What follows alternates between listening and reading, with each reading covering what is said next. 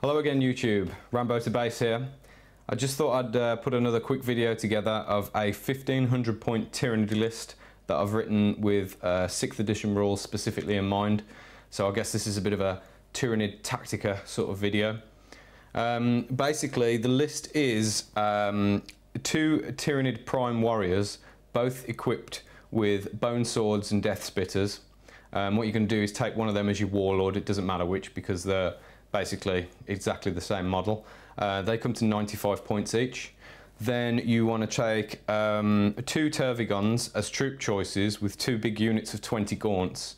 The Tervigons, I've decided to give them both toxin sacks because I don't know about you, but I don't really think they're the best at fighting, but they always seem to get into a fight.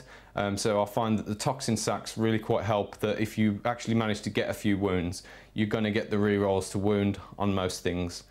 And I've also given them regenerate, which I know is quite expensive to do, but I've found it really useful in small games, say 1500 points, where you're down to your last wound. It's your start of your turn, you roll the dice and you get a couple of your wounds back. I think it's really saved my ass a few times. And then the gaunts, 2 big units of 20 gaunts, and give all of them toxin sacks as well, because your gaunts basically are crap at fighting, aren't they? And it makes such a bonus if you can always wound on a 4. And if you're fighting something like Eldar or Imperial Guard, you're going to get those rerolls again. Now what I generally have been doing is putting the Tyranid Prime Warriors in with the big units of gaunts. So imagine you've got your 2 big units of gaunts and each one of them has got your prime character in. And that then again boosts them because you haven't got to worry about synapse control. So you can just run them off wherever you want, although I always find that it works best if you keep them quite close together, because if they have to assault a big unit or a scary unit, 40 attacks or whatever is better than just the 1 unit on its own.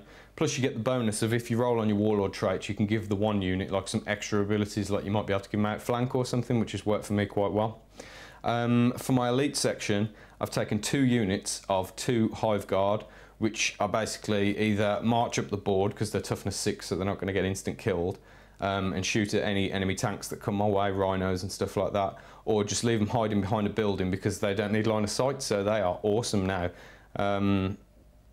I mean, well, I say now, they've always been awesome, but they just seem like a really good solid choice in this new set of rules for me.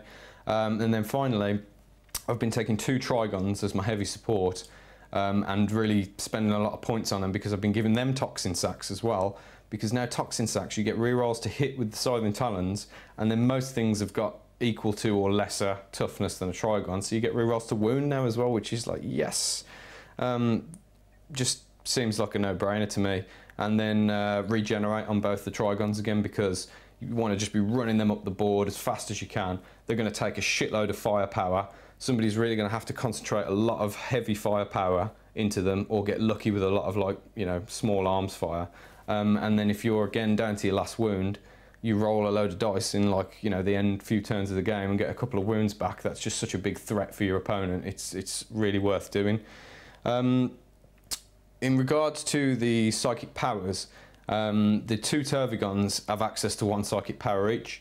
And when I first started running this list, I was just using the one that comes in the codex, the one where you can make your synapse range 18 inches. But it's really not very useful in this scenario. You're much better off rolling on the biomancy table for both of them.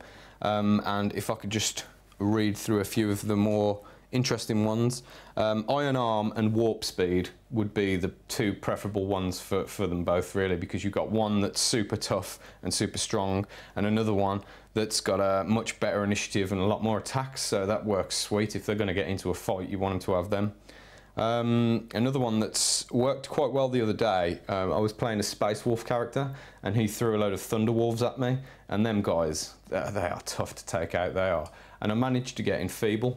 I didn't really like the look of it, but I just decided to go with it, and it actually worked really well, because then the two big units of Gaunts that I had were shooting at them and causing a lot more wounds, and these guys are all kitted out with, you know, storm shields and stuff like that, and it just made a massive difference to the way the game played out, because I killed a few of them just with shooting them with flesh borers, which is awesome. I didn't actually realise as well, somebody posted a comment on one of my videos yesterday, I should have thought about this, if I'd have fired the Hive Guard at them, I would have been able to instant kill them, because them guys have got 2 wounds each. Hive Guard has got a strength 8 weapon, and if you reduce their toughness to 4, that's instant death for them, but I didn't realise that, so there you go, you live and learn, I guess. And then you've always got the, you know, the fallout, that if you don't like, the fallback rather, sorry, if you don't like the one that you roll on the table, you can always go with Smite, which is basically the same as a Space Marine Librarian Smite, and it's AP2. So you've got a Tervigon that's got like a 4-shot gun, which is called, is it called Cluster Spines? I can't remember it off the top of my head now, but you know, that 4-shot 18-inch range gun that they've got. And then they can also do this psychic shooting attack if they want, and fire that gun.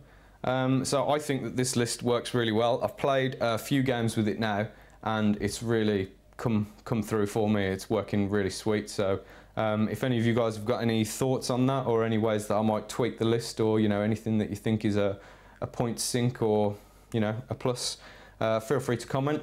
I'll look forward to hearing from you guys, and yeah, I guess I'll see you soon. Enjoy 6th edition, it'll be here for a while.